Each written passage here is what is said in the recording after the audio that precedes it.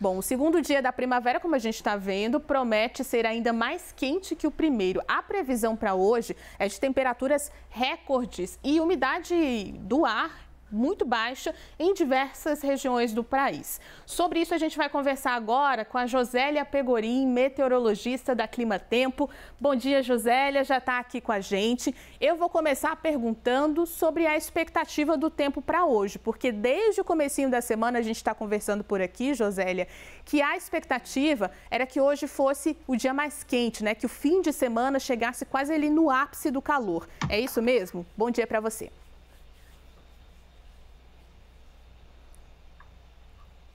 Bom dia, Juliana. Bom dia a todos.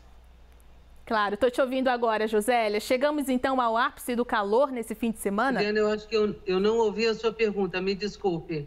Acho que a gente teve um probleminha no som. Sem problemas, vamos lá. A gente estava conversando aqui sobre... Tá me ouvindo agora, né? Sim, agora sim. Bom dia, desculpe. Vamos Imagina, lá. É assim mesmo, tecnologia. A pergunta é a seguinte, a gente estava com uma expectativa desde o começo da semana para que esse fim de semana fosse o ápice, o auge do calor. É isso mesmo? Qual que é a previsão, então, para esse domingão? Olha, Juliana, um pouquinho antes aqui de entrar no ar, eu estava dando uma checada nas temperaturas e eu fiquei bem impressionada com o que eu vi. Só para vocês terem uma ideia, 10 horas da manhã, a temperatura em Brasília, na região do aeroporto de Brasília, era de 32 graus. A região de Campo Grande, de Cuiabá, já estavam com 33. São Paulo, Rio de Janeiro, Curitiba, com quase 30 graus também. Já estava em 30, na verdade. Belo Horizonte, com 33 graus. 10 horas da manhã. Então, assim, isso acho que exemplifica um pouco o que ainda vem por aí. Nós temos um sábado, um domingo, com muito, muito sol e, assim, pouca nebulosidade em grande parte do país e essa bolha quente, essa massa quente presa aqui, tá? Olha, até tem previsão da passagem de uma frente fria hoje, a chegada aí de uma frente fria ao litoral de São Paulo, mas muito antes de você ter a chance de ter alguma chuvinha, a temperatura já bateu lá nas alturas, né? Josélia, na sexta-feira eu saí aqui da redação e me deparei com uma chuvinha muito fininha caindo, mas o calor continua. Tem expectativa de chuva, então, nesses próximos dias? Qual que é a relação desse calorão com possibilidade de chuva em algumas partes do país? Então, Juliana, você sabe que nesses últimos dias nós até observamos pancadinhas de chuva em algumas áreas do estado de São Paulo, em outros locais, assim... E mesmo assim, eu falo, puxa vida, não havia previsão de chuva e choveu. O problema é a resposta que a atmosfera dá a esse calor extremo, tá? Então, acaba tendo realmente a formação de algumas nuvens de chuva, né? Por causa desse calor extremo, é resposta mesmo. Hoje, nós temos um calor excessivo em São Paulo, tá? E tem a chegada de uma frente fria, então, áreas como a Grande São Paulo, ali, por exemplo, a região de Bauru, Campinas, o litoral podem ter. No sul do Brasil, eu tenho pancadas de chuva, com a ressalva de que a chuva é intensa no Rio Grande do Sul, tá? O Rio Grande do Sul, e acho que um pouco Santa Catarina também, mas especialmente o Rio Grande do Sul, é o único estado que está realmente fora dessa onda de calor. E fora isso, nós temos chance de alguma pancadinha de chuva hoje à noite no Rio de Janeiro, mas é só à noite, até lá o Rio já explodiu, a parte, por exemplo, litorânea ali do Nordeste, em algumas áreas da região norte do Brasil. Mas, assim, é pouca chuva e na maior parte das vezes, essa chuva não vai dar conta de refrescar, na verdade. Agora, Josélia, a gente está falando de uma primavera diferente da do ano passado e já pensando que esse calorão começou nos primeiros dias, a gente pode pensar num verão também escaldante aqui no Brasil? Então, na verdade, o nosso problema é a primavera, Juliana, nem é o verão. Verão quente? Também verão quente. Mas o problema maior é a nossa primavera. O que a gente tem de diferente aqui? A gente tem o fenômeno El Niño, que vai ganhando força. Na verdade, o El Niño já é considerado forte e ele vai atingir o seu pico no final da primavera. Vai influenciar o clima global durante todo o verão também, e só tem expectativa de enfraquecer no outono de 2024. O que faz o El Niño? Por que o El Niño tem uma boa parcela de culpa desse calor? ele facilita bloqueios na atmosfera, como a gente está observando agora. Ou seja, eu tenho esse sistema de alta pressão, como a gente fala, parado aqui em cima do Brasil, aí não passa a frente fria, fica tudo, passa lá no Rio Grande do Sul, mas depois vai embora para o oceano. Junto com ela vai embora para o mar o arzinho mais fresco. Então, você tem já uma época do ano onde você já tem um aumento das horas de sol, né? Porque o hemisfério sul vai recebendo mais insolação mesmo, né? E aí, não entra arzinho frio, não venta, tá? Pouca nebulosidade, pouca chuva, então você tem uma combinação ideal para fazer temperaturas extremamente altas. E é na primavera que a gente ainda tem chance de ter essa combinação. No verão mesmo, você começa a ter bastante nebulosidade mais cedo, né? Então, por exemplo, às vezes no final da manhã, começo da tarde, já está até chovendo. Então, é mais difícil chegar em picos de calor assim no verão do que na primavera. A nossa primavera é com El Niño e ainda temos expectativa de ondas de calor em outubro. Então, assim, tem muito calor pela frente ainda. E o tempo continua seco na maior parte do país, porque isso afeta não somente a saúde, claro que afeta, mas também os produtores agrícolas, né, Josélia? Sem dúvida. Olha, a primavera, ela tem características, a característica básica da primavera no Brasil. Você vai tendo retorno gradual da chuva, tá? E aumento de calor, isso aí é uma coisa básica. Só que essa, repito, não é uma primavera normal. Ela tem um El Niño para mudar muita coisa aí. Uma das coisas que o El Niño faz é, digamos assim, desregular, tá, a forma como chove em cima do Brasil. Então, não é que assim não vai ter chuva, mas essa chuva só deve começar a regularizar mesmo, digamos assim, meados de novembro para frente. Outubro, vamos ter pancada de chuva? Vamos. Tem temporal? Até tem. Tem aqueles pancadões de chuva, só que aquela chuva intensa, ela cai um dia em um lugar, no dia seguinte ela cai em outro lugar, depois passa 4, 5 dias sem chover, aí depois cai mais uma pancadinha de chuva, e essa chuva, ela é irregular no tempo, no espaço, e ela não dá conta de refazer as necessidades do solo, tá? Porque o calor é muito intenso, Juliana. Então, essa é uma época onde você tem muita evaporação, tá? Natural, por causa do calor mesmo. E aí a chuva é que refaz essa umidade, só que você não tem chuva para tudo isso.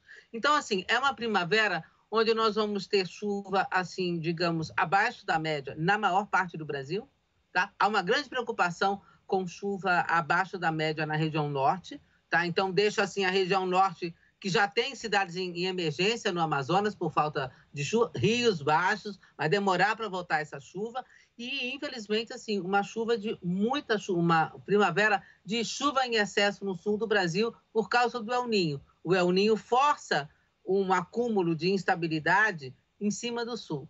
Nós vimos aí o drama durante o nosso inverno do Rio Grande do Sul, está chovendo forte no Rio Grande do Sul.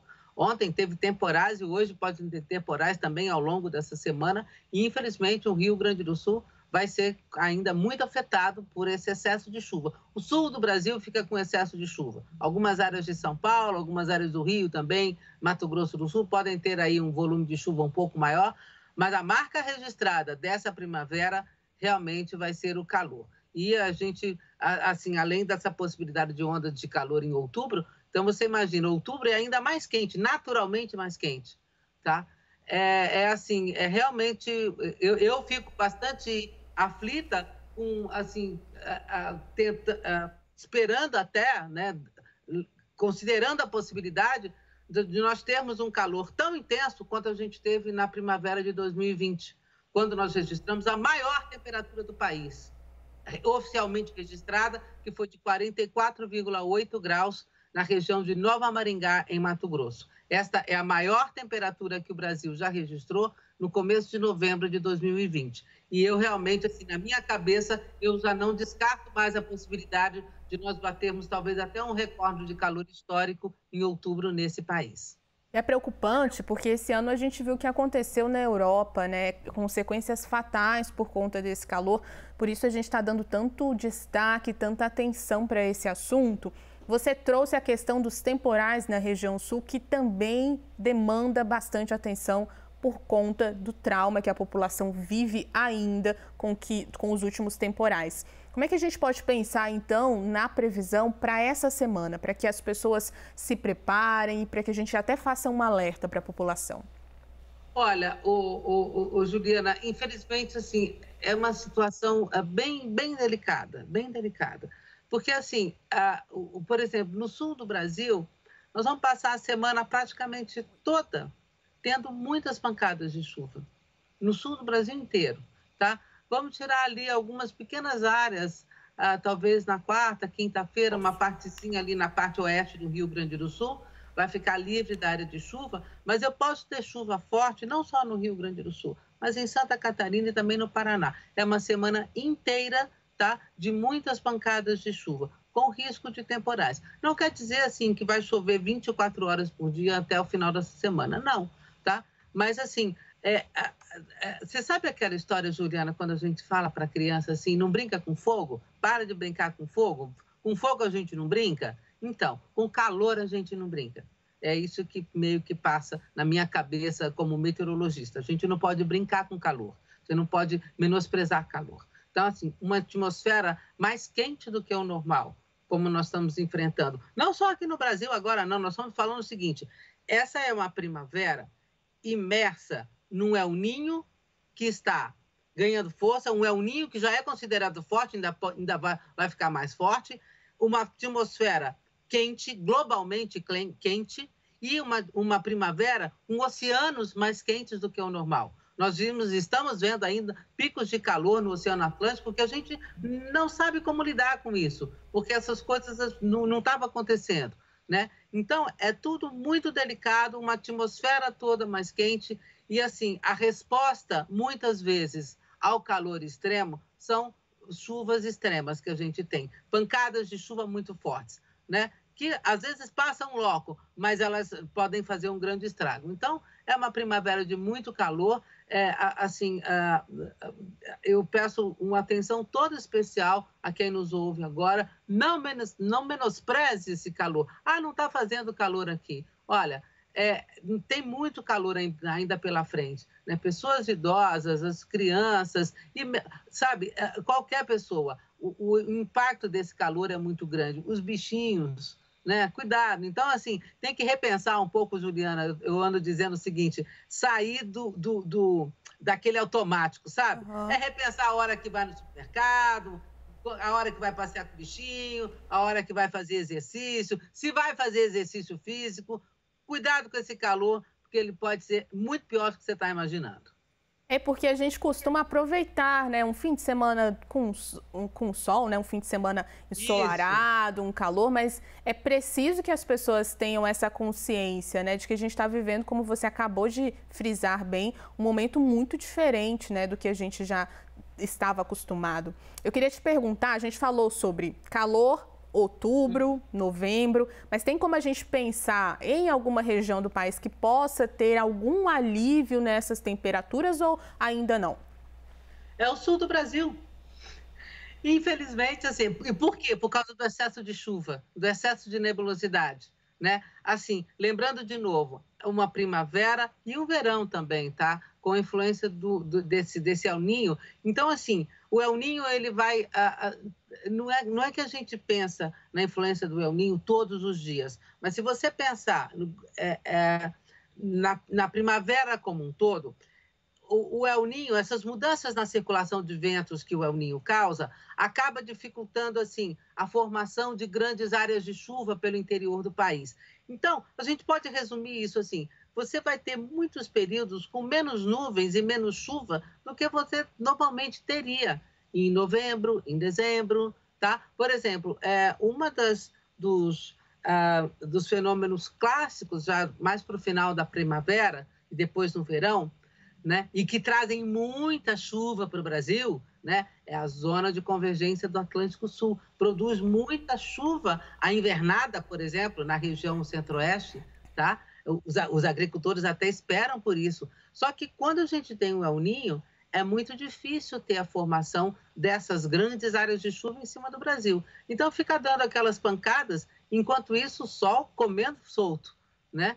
Então, assim, é uma coisa complicada por causa do excesso de chuva, tá? Aí sim nós vamos ter temperaturas menos elevadas no sul do Brasil. Mas o sul do Brasil também pode ter alguns picos de calor, viu? Mas, assim, a pior situação de calor é Sudeste, Centro-Oeste e a região norte do Brasil.